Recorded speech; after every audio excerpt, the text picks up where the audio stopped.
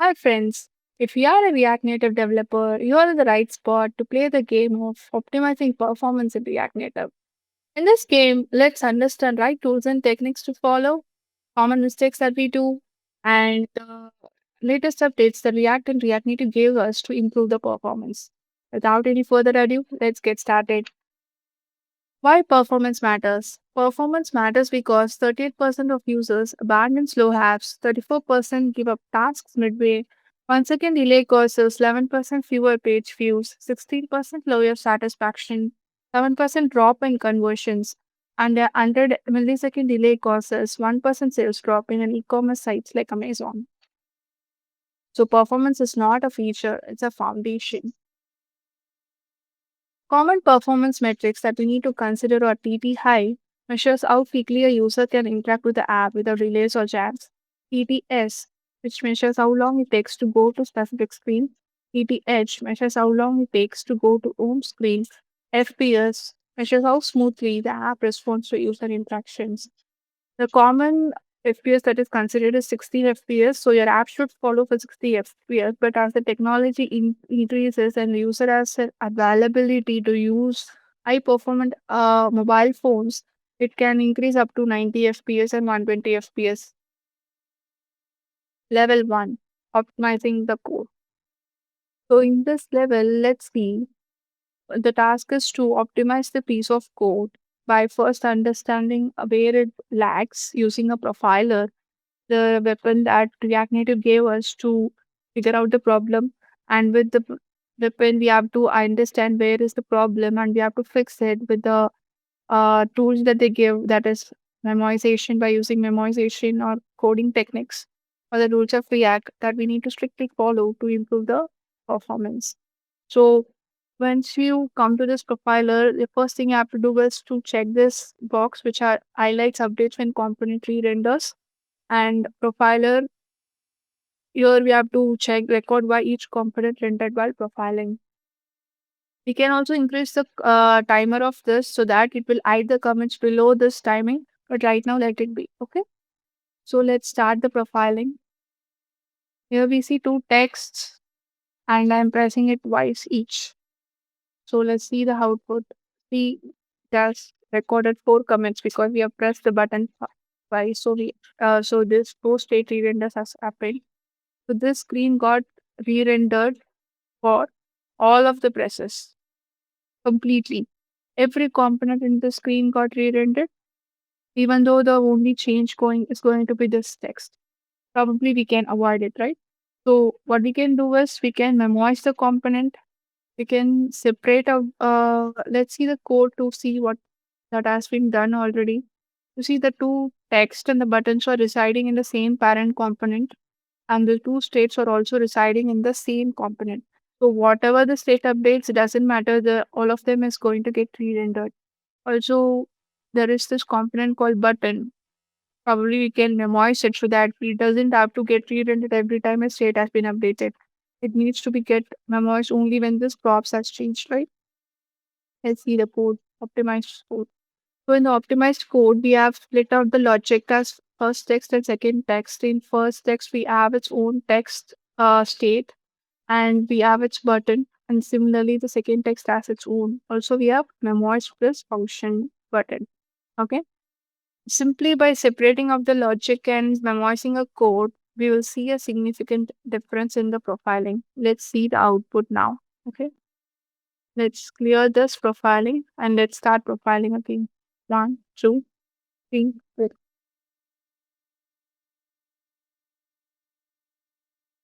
Do it again. One, two, three, four. Do you see this output? I hope you can. See, the old screen has not got re-rendered. They got grayed out. On pressing the first button, only the first text, only this upper view has got re-rendered, not the second text. This has been completely grayed out. Similarly for the second button. So in this way, we can improve the performance of our app by profiling the piece of code and learning where the pain point is. Either we have to memorize the code or we have to strictly see if we have followed the rules of React. Okay. With this, we have completed the level one of our game, that is optimize the code. Next, we are going to see about new architecture. If you are talking about performance in optimization, we can't ignore the new architecture that React Native brings to us. It has given three major updates, that is synchronous layout and effects, fast JavaScript and native interfacing, support for concurrent rendering. Let's see one by one. The first feature is synchronous layout and effects. What do we mean by that? So in old architecture, we can't update the position of our view in corresponding to other view. What do I mean is that let's take the tooltip example. If the target is changing and we have to measure its correct position, it won't happen in a single commit. We have to use a method called onLayout to get its position, and we have to update this target's correct position. But it's not guaranteed to run in the same commit. But in new architecture, we can easily do this by using an API called useLayoutEffect, which will help in updating the state, and also it guarantees that it will happen in the same pane so that there is no intermediate panes and there is no visual jumps to the user. JavaScript and native interfacing. So in old architecture, we were using bridge to communicate between JavaScript and native code. Right now, they have removed it and they have replaced it with JSI, which is JavaScript interface. In this interface, we'll be using turbo modules to interact between JavaScript and native code. It has a memory reference to the native code and you can just call it.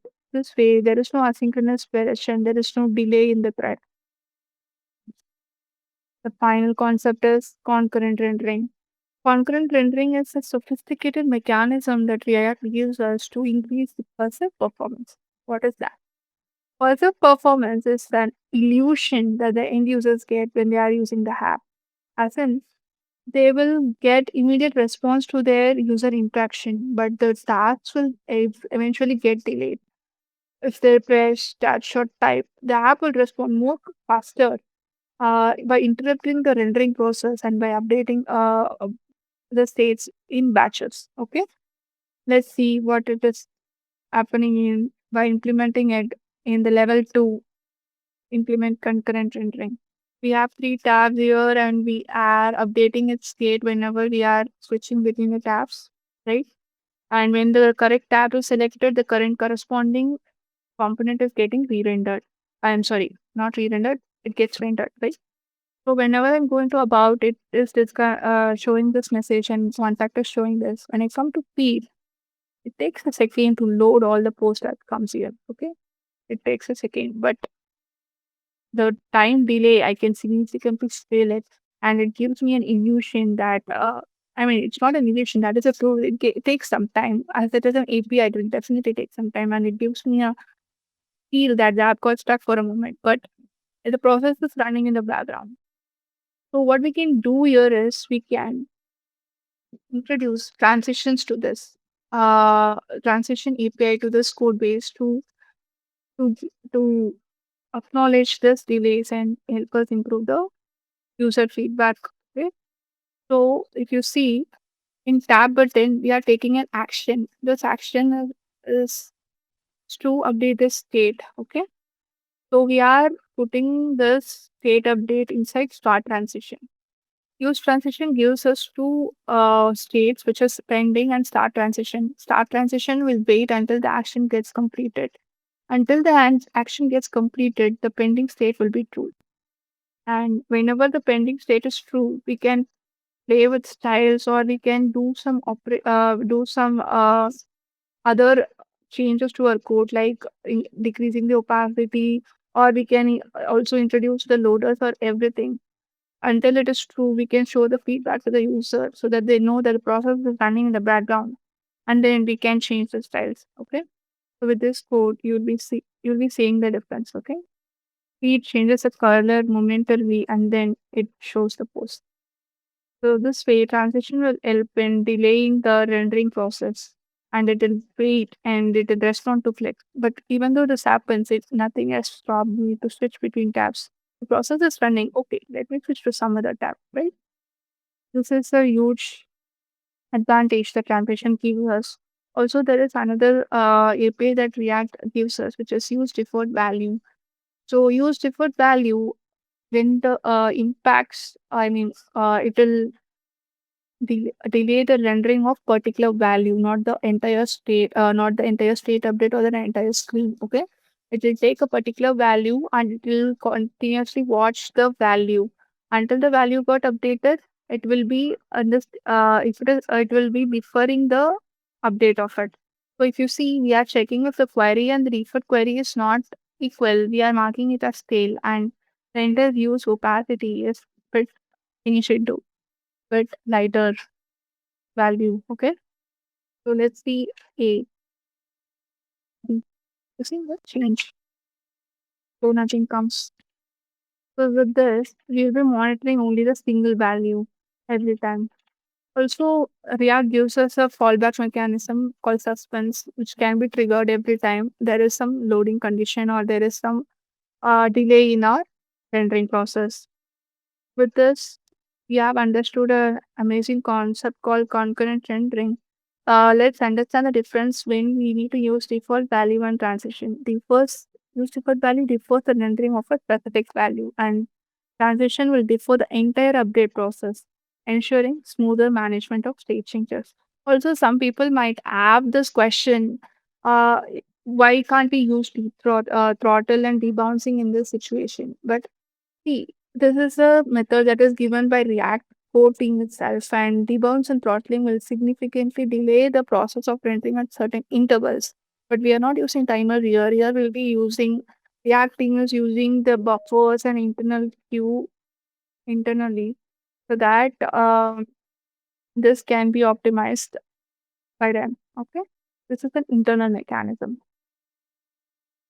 Leaderboards. So in this leaderboard, let's compare the performance of old architecture and new architecture. If you see the old architecture is taking more time than the new architecture to render all these components at once. This is calculated in Google Pixel 4. Also, we have the leaderboard for iPhone 12 Pro. So in iPhone 12 Pro, we can see a major improvement in the performance than Android. But again, this is a significant speed that we achieve in our apps. The protocol is to upgrade to new architecture. Up till now, in order to optimize the performance, you will be using the memoization techniques called memo and callback. Callback is used to optimize the functions, use memo to optimize the values, and React.memo to optimize the component, right? But if I say we don't have to use this at all, we can avoid this and still optimize the component. Let's check. Level 3, forget memoization. The thing is, you will be forgetting the memoization of a developer, but Reacting doesn't. Okay? We have introduced a new library called React Compiler, which will do the job for you. It will analyze the component and it will memorize the components that needs to be memoized so that it will optimize the re-rendering process. The functionality that it gives is keeping cascading re-rendering of components, keeping extensive calculations from outside of React. The only caveat here is you, as a developer, should follow all the rules of React strictly in your code base so that it doesn't impact the performance of React compiler. Let's see how it works and also understand how it works internally. Okay, let's get back to the code and let's check out to a new branch. So we are in the blue branch. Let's just reset the cache one. If you see, we have to configure few things. Okay, first we have to install the respective packages. We have to install the ESLint plugin for React compiler so that it will give you the warnings even before we are going to the compiler stage. Okay, also we have to install the React compiler Babel plugin. See, it's still in the RC, uh, but they have used it in the production level in React by React team. So I think it is, let's start experimenting it and start using it until and unless it is not causing any problem to your code base. Okay, also after installing all these packages, you have to configure metro config unstable transform profile unstable so that it will know that it will unstable has been used to as it's required to use React compiler. Also in label config, we have to configure it in plugins, and the target has to be given the target that you are using in your app. Okay. Also, you have to configure ES length in your just don't config MJS that you have to give it as React compiler. Okay. Once this is done, let's see. So this is profiling. Okay. Let's see the code base of profiling. We haven't done any memoization. We haven't done anything in this piece of code. Okay. So let's just go to the React developer tools and profile this first. Okay. First thing, if you go to component, you can see this batch. Okay. If you click this, just over this, it says this component has been auto memoized by the React compiler.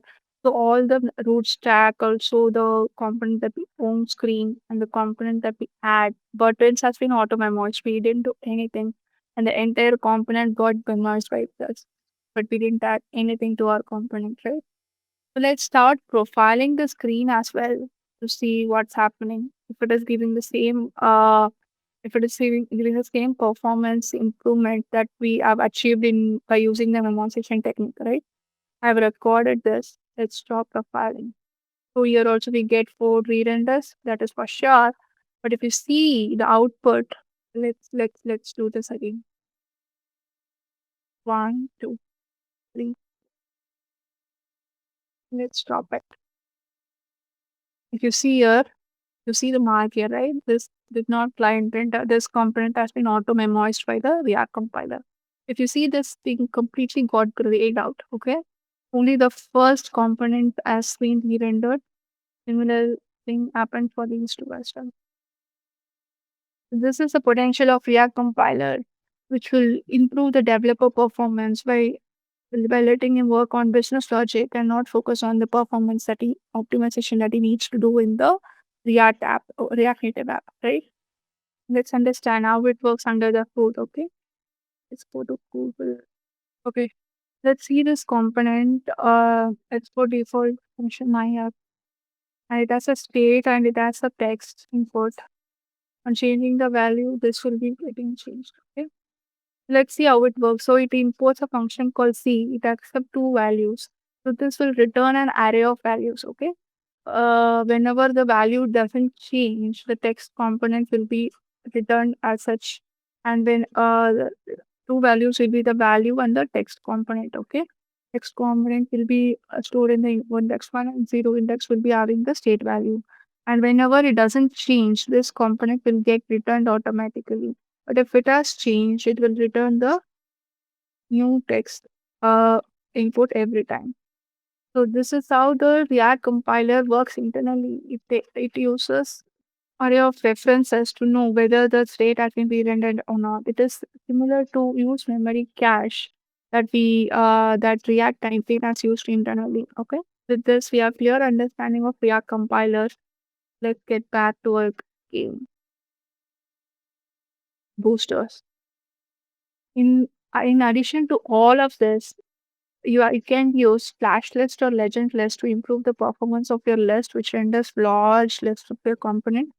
And for animations, please use Reanimated. They have significantly improved the performance of your app. And for state management, they say if you are not in the new architecture, also if you are not using React compiler, please consider using atomic state management like Jotai, Justin, or Recoil. So this will not impact the entire app and it will work more similar to the use state. Okay. With this, we have unlocked a new achievement and we have significantly increased the performance of our app. And the trophy that we are going to get us to know about me. I am Sarulatha. I'm working as senior software engineer at GeekyAnts. You can follow me in the social handles and you can scan this QR code to get the BPT of it. With this, let's wrap up the talk. And if you are interested and if you love this talk, please like, subscribe, and share this talk to your friends. Stay tuned to GeekyAnts channel to get further updates on this. And if you faced any of these challenges in your project, please comment down in this video. Thank you. Bye bye.